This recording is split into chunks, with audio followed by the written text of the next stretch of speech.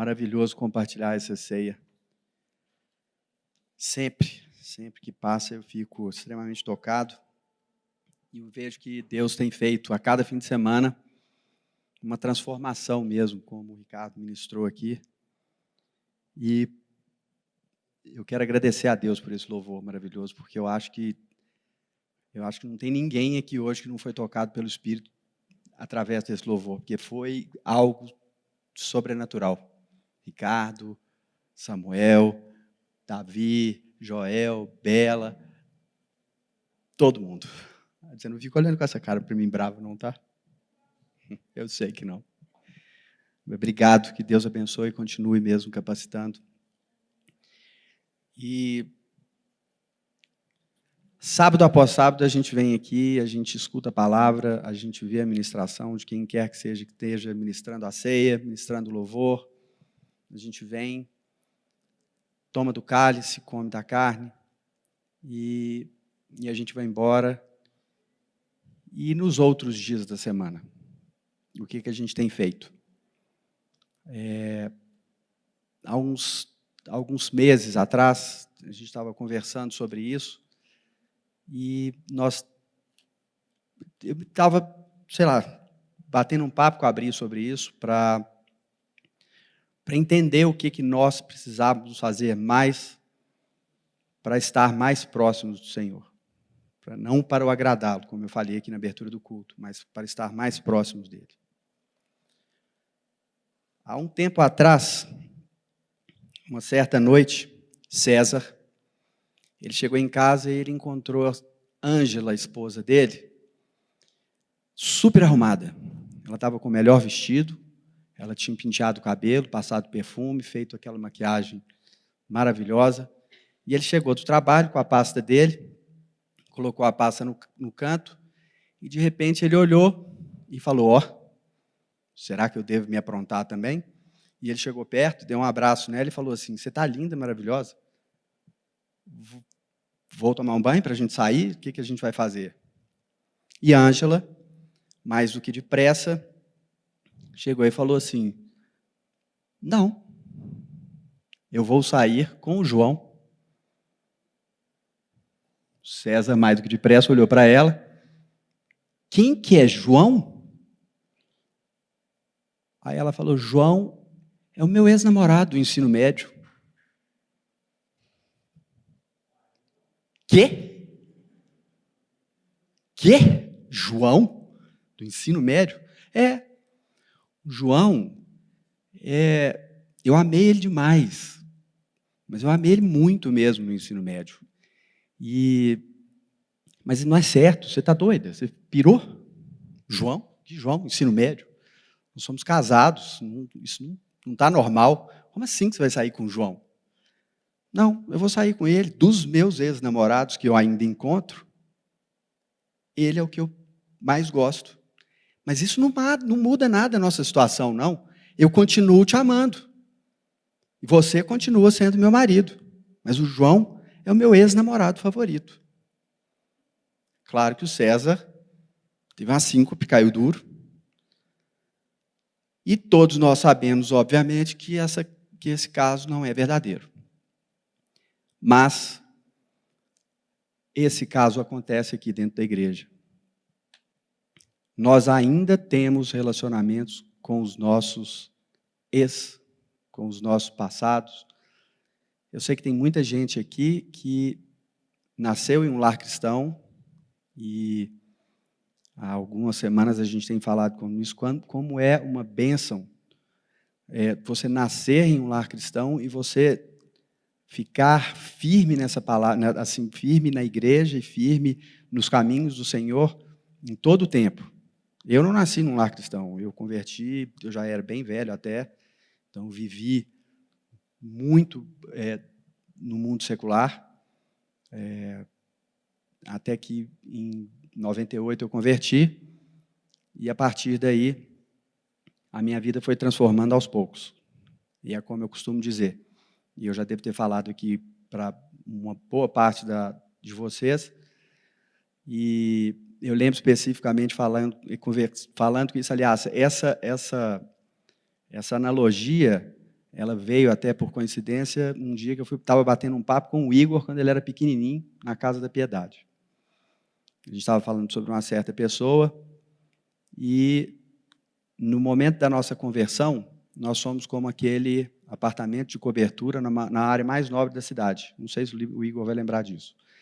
Mas a gente estava falando de uma pessoa muito querida dele, e ele falou que essa pessoa tinha convertido, mas não tinha ainda largado alguns maus hábitos.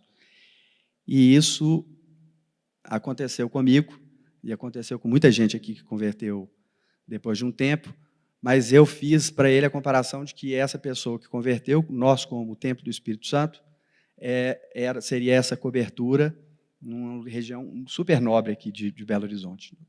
Então, essa cobertura era uma cobertura super cara e você estava morando de aluguel. Então, se eu te desse essa cobertura de presente, você ia falar assim, não vou pagar mais aluguel. Concordam?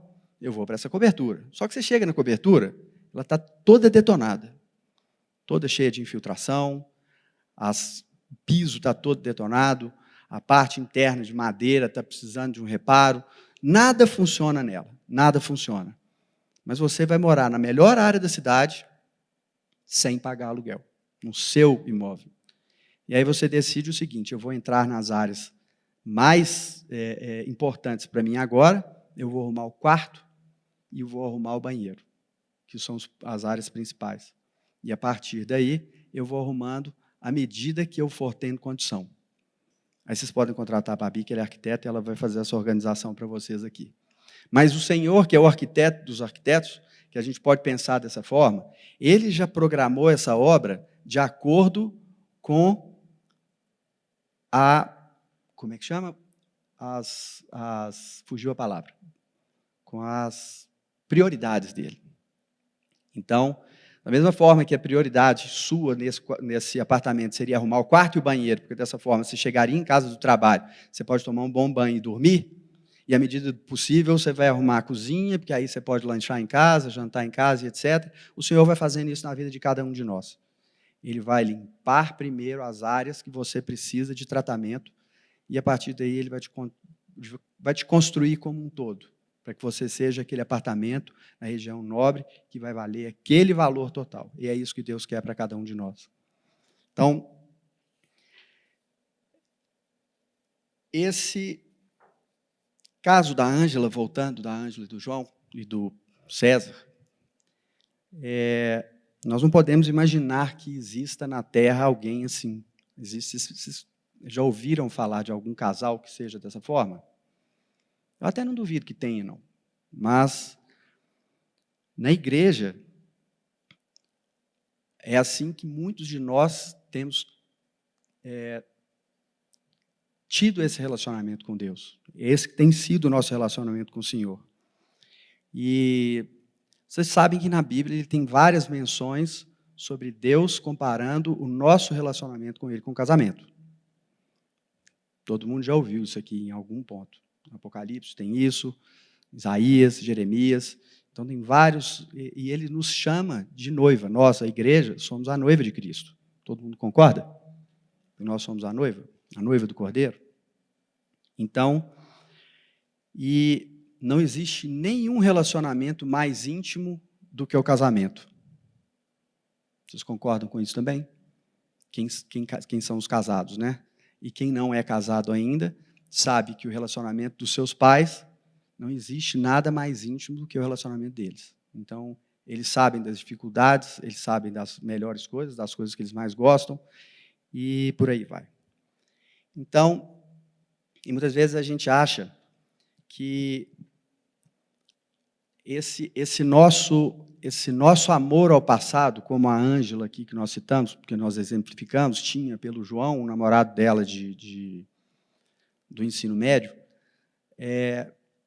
era uma idolatria que ela tinha, ou nós, dentro da igreja, temos uma idolatria a alguma coisa que nós não conseguimos desligar.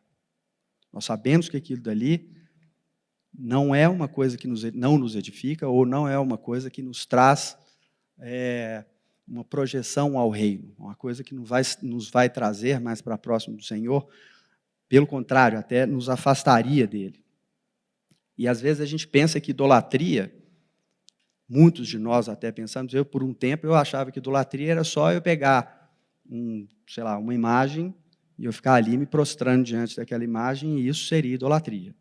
E, na realidade, a idolatria ela vai muito mais além do que isso. Então, a idolatria ela é uma questão de adoração. Não é isso, Edna?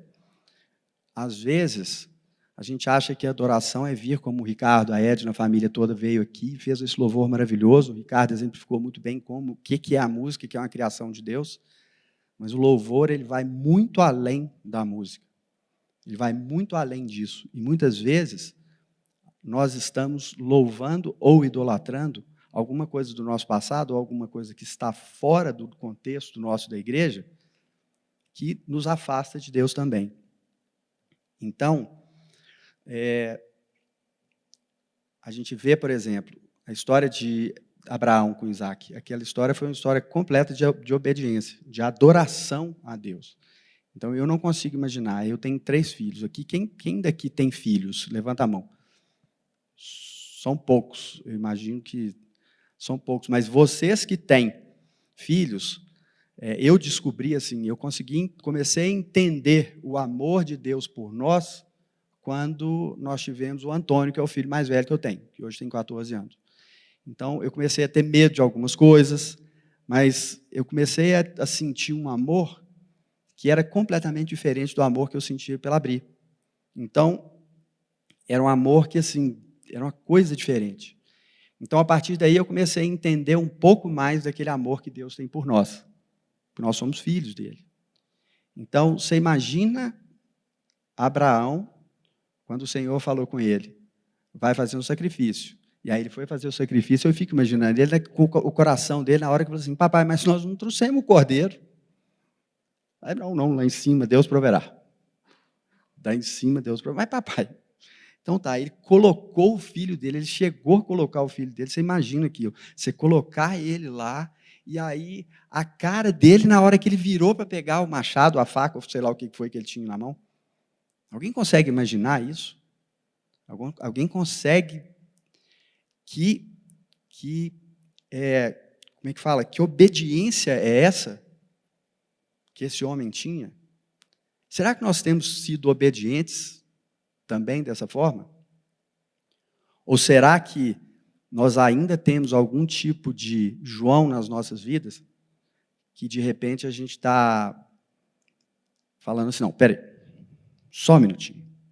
Esse só um minutinho, ele nos afasta anos e anos e anos, e quilômetros do Senhor, que é realmente o nosso foco, que deve ser o nosso foco.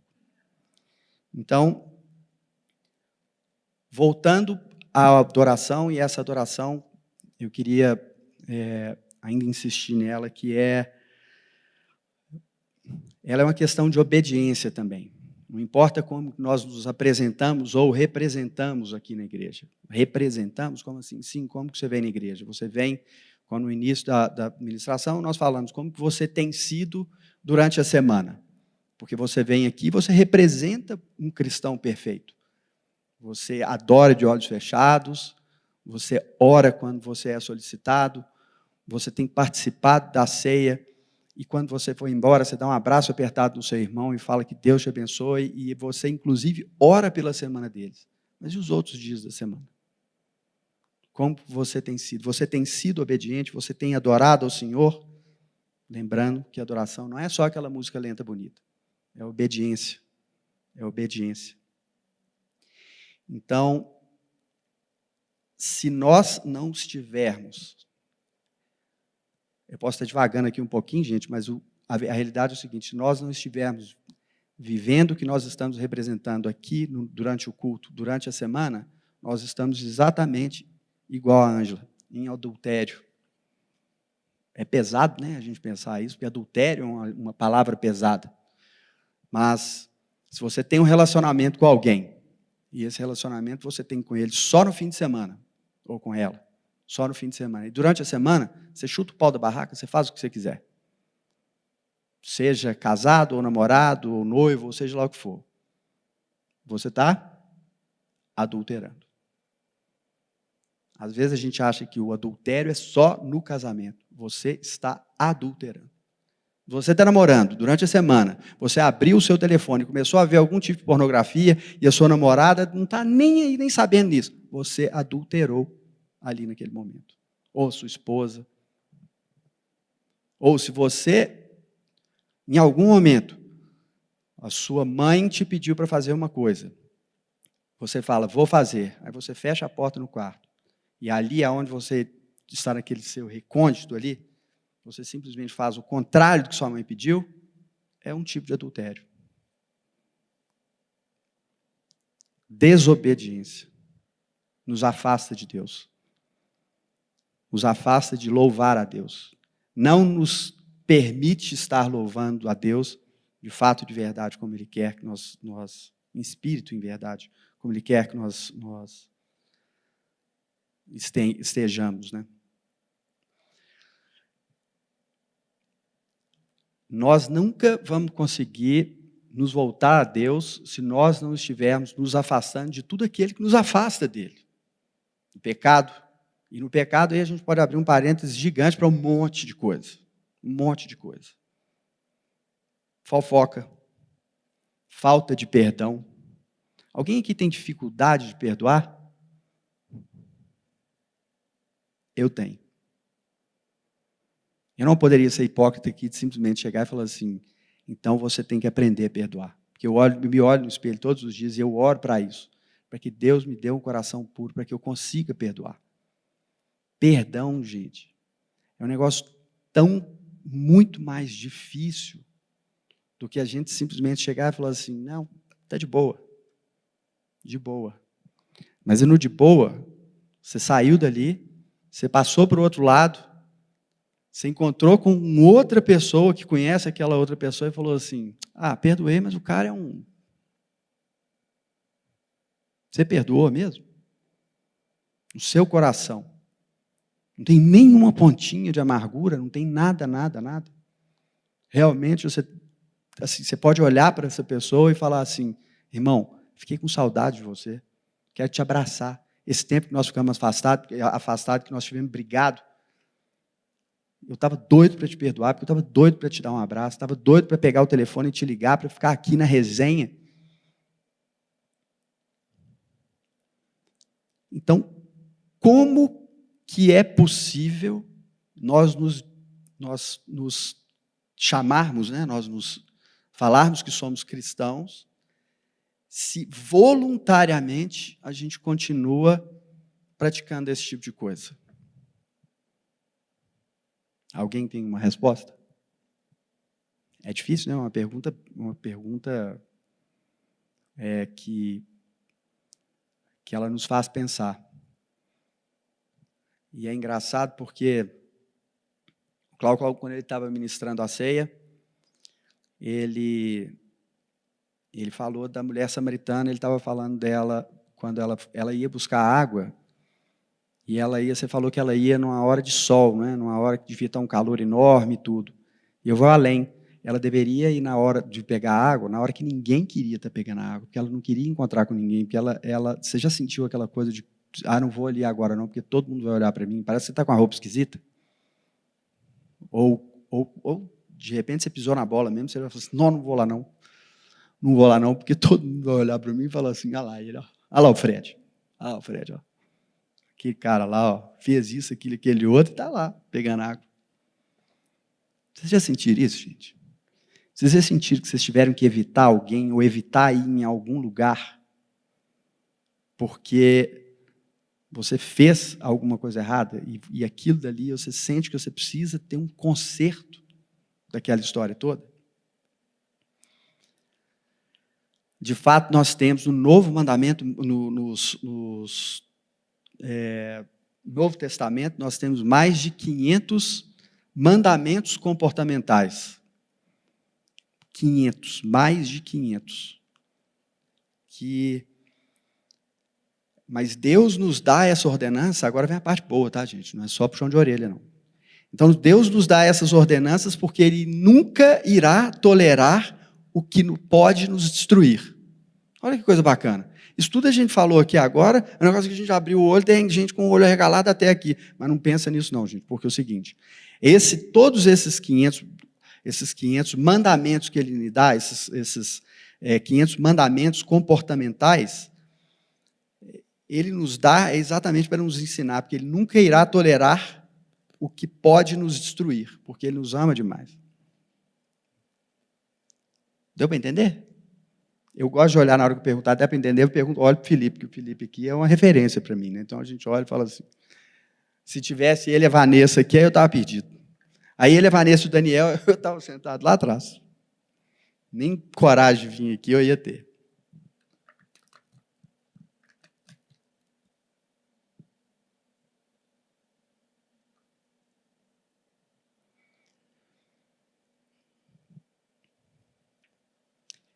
A verdade é o seguinte, que há 2000 e tantos anos atrás, ele foi pregado naquela cruz para nos perdoar por todos esses pecados. E nós temos que consertar, nós temos que tentar nos consertar desses erros que a gente comete. Porque nós temos essa chance, porque às vezes eu penso o seguinte, toda vez que eu peco, e eu peco, todas as vezes que eu faço alguma coisa errada, eu sinto que eu estou martelando aquele prego. Em uma das mãos, ou nos pés, ou eu sou aquele que está dando uma chicotada. Então, eu não quero ser um desses. Não quero mesmo, não quero ser esses de que um desses que está açoitando Jesus ali naquela hora horrorosa. E qual que é a forma que tem de nós ficarmos, assim, nós deixarmos isso para trás, nós deixarmos esse pecado para trás? Como que nós vamos conseguir fazer isso? É nos aproximarmos mais da Bíblia. Alguém aqui já leu aquele livro, Aproximar mais da Bíblia? Ficar pertinho da Bíblia só não resolve não, viu, gente? Consertar aqui, você tem que abrir, ler e entender, pelo menos um bocadinho ali, porque se só ficar pertinho dela. Quando eu era mais novo, eu comecei a aprender de osmose. Quando eu aprendia de osmose, eu achava que eu ia aprender química se eu colocasse o livro debaixo do travesseiro e ia dormir nele, assim, quem dera, né? Mas quem já leu aqui o livro do Contrabandista de Deus? Eles até tiveram aqui, o pessoal do Ministério Portas Abertas, eles estiveram aqui há pouco tempo atrás, alguns fins de semana atrás, e o livro, quem não leu ainda, eu aconselho, Paulinho pode confirmar aqui, o livro é maravilhoso, maravilhoso, uma história de vida, é assim, uma coisa fantástica. E tem um exemplo específico naquele livro, que o irmão André, ele era abusado, aquele cara, né? Ele era ponta firme. Mas ele foi para o Irã, se não me engano, e ele foi lá e ele pediu uma audiência com o ayatolá, com um dos ayatolás que tinha, porque eles tinham sequestrado um jornalista estrangeiro e eles estavam fazendo aquelas ameaças de assassinato e etc. E aí ele teve uma reunião com o ayatolá, e nessa reunião, eles chegaram à conclusão de que os povos viviam em guerra porque ele falava assim, o ayatolá falou assim, André, vocês cristãos têm um problema, vocês não cegam mais os exemplos de Jesus. E aí ele falou, vocês precisam voltar para o livro. E aí ele fala depois no final que é o seguinte, nós muçulmanos precisamos também voltar para o livro. Ou seja, estava todo mundo brigando um com o outro, aquela briga que não para nunca mais lá, era exatamente porque nós, cristãos, deixamos de ler o livro e eles também lendo o livro deles. Então, era mais ou menos isso. Ontem à noite nós fomos convidados para um evento de uma igreja, e era um evento de jovens, de uma igreja, e esses jovens, eles tinham mais de 10 anos que eles não se encontravam. A maioria se desviou, esfriou, e aí eles encontraram há um tempo atrás, um ou outro, né? Foram poucas pessoas, né, Brio? 2 encontraram numa reunião de célula, e mais de 10 anos sem participar de nenhuma igreja casa, ou célula, ou mesmo na igreja normal, e eles resolveram fazer um evento. E foi a coisa mais linda do mundo. Esses meninos, você imagina, hoje eles tinham entre 25 e 29 anos, eles estavam ali, devia ter o quê? Uns 30, 40 jovens lá, e esses 30, 40 jovens, eles estavam tocando as músicas que eles ministravam 10 anos atrás. Então, assim, eles tinham, e eles levaram os livrinhos. Você lembra que a gente tinha nas igrejas casa um livrinho de música? Que era tipo um inário.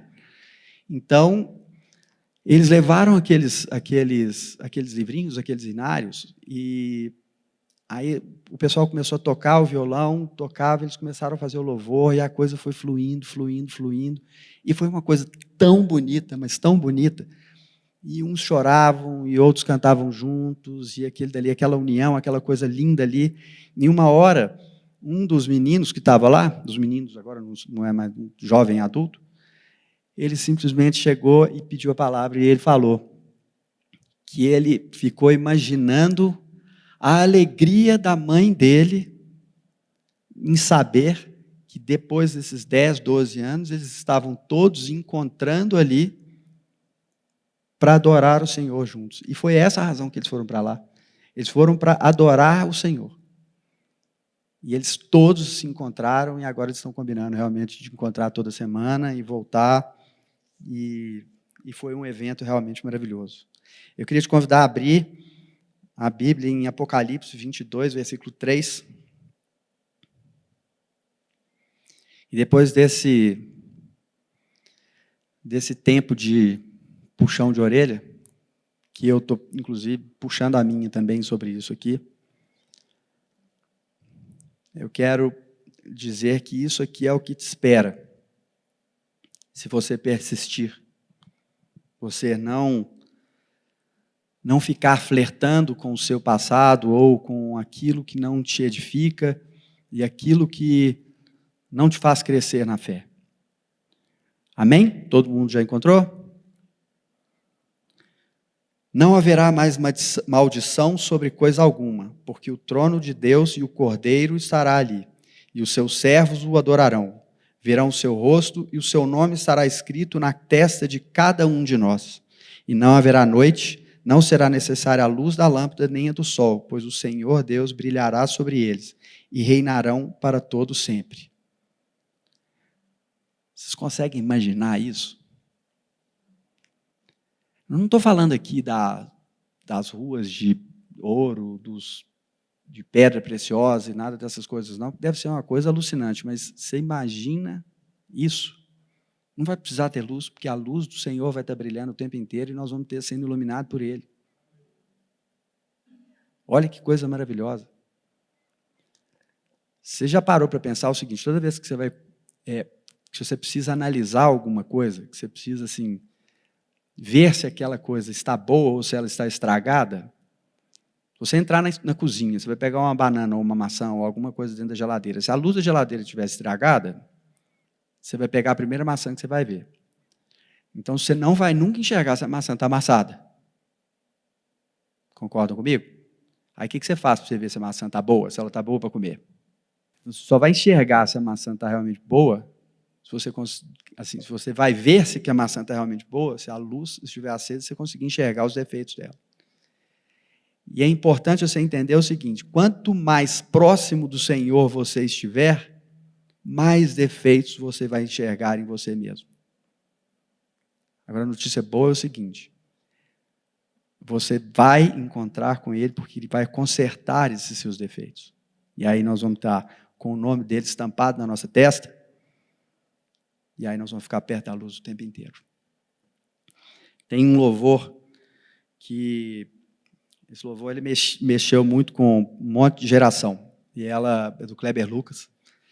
E só tem um versículo dele, acho que a gente não vai precisar nem ministrar ele. Mas é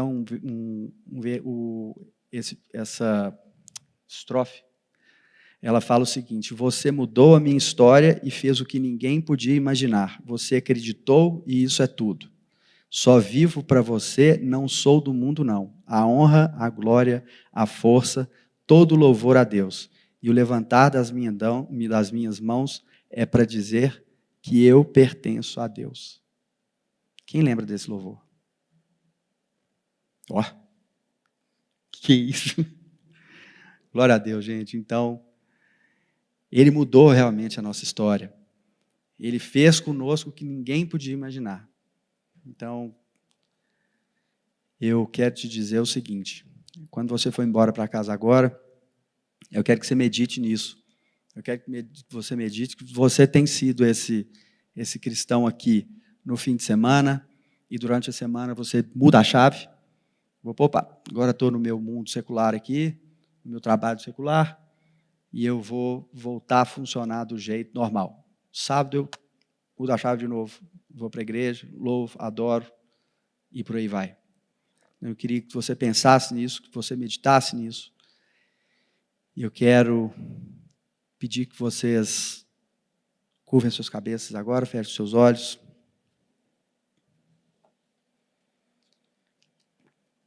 Senhor, em nome de Jesus, Pai, nós clamamos a Ti nessa noite para que o Senhor sonde os nossos corações, Pai. Deus, inclusive o meu, eu peço que o Senhor venha mesmo esquadrinhar o meu querer, o meu pensar. Pai, que a Tua boa mão seja sobre nós. Nós não queremos ser uma Ângela, Pai, que está aí flertando com o passado. Nós não queremos ser, Deus, esse que durante a semana está ligado ainda no mundo, sem querer desconectar, Deus, sabendo que o Senhor está à porta, o Senhor tem um banquete para cear conosco. Nós estamos ali correndo atrás de migalhas, Pai. Senhor, eu quero te pedir que o Senhor venha nos abençoar para que nós tenhamos esse entendimento e para cada dia da semana, Deus, a gente possa entender que foi o Senhor que fez, foi o Senhor que permitiu que nós estivéssemos vivos e que a sua misericórdia acordou conosco ali, Pai. Que ela se renovou naquela manhã, nas manhãs de segunda, terça, quarta, até o próximo fim de semana, Deus, porque nós precisamos de Ti, Deus. Mais do que a corça precisa de água, e nós precisamos, Deus, que o Senhor seja conosco, Deus. Quebrante mesmo os nossos corações, nos abençoe, guarde as nossas vidas. Deus, não nos deixe cair em tentação, Senhor. Em nome de Jesus nós te pedimos que o Senhor venha nos fortalecer. Nós possamos mesmo, Deus, enxergar o pecado onde ele estiver, Pai. Que a gente possa ter esse discernimento e que, Deus, o mal não consiga nos abater, Senhor. Eu sei que o inimigo está à porta, mas, Deus, contigo nós somos mais que vencedores. E é em Ti que nós cremos, e é em Ti que nós, Deus, é de Ti que nós dependemos. E colocamos, Deus, os nossos fardos, Deus, para que o Senhor leve e nos traga o fardo mais leve, Pai. Em nome de Jesus, eu peço que o Senhor guarde a nossa volta para casa, guarde o nosso domingo, essa semana que vai entrar, abençoa-nos, Deus, e ser conosco. Que nós possamos ser, Deus, uma parte da transformação que o Senhor quer para esse mundo, Pai. Em nome de Jesus, eu te peço que o Senhor venha nos usar. Amém. Rapidinho, né?